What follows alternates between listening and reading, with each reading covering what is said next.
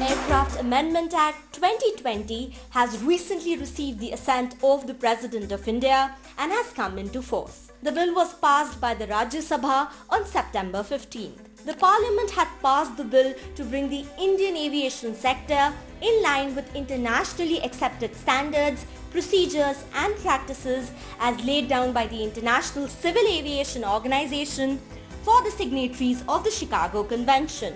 India, a signatory, is subjected to periodic audits by ICAO and the Federal Aviation Administration of the United States. It exempts aircraft of armed forces in the country. So what are the changes introduced to the Aircraft Act 1934 with the amendment?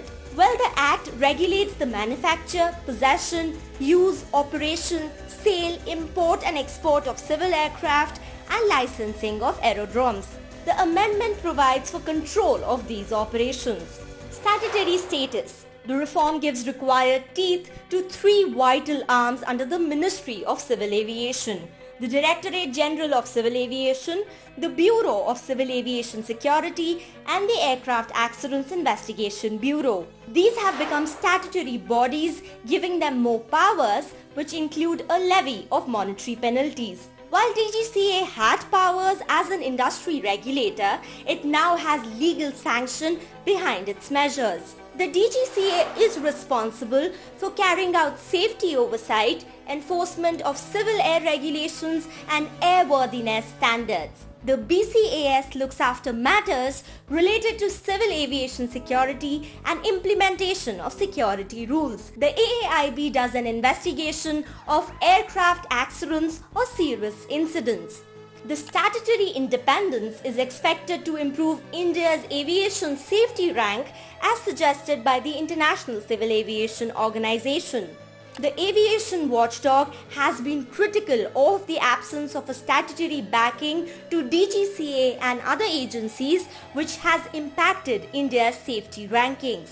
Industry experts are hoping that the bureau, which is investigating the Air India Express flight crash in Kozhikode that led to the death of 18, will use these powers to come down heavily on those found guilty.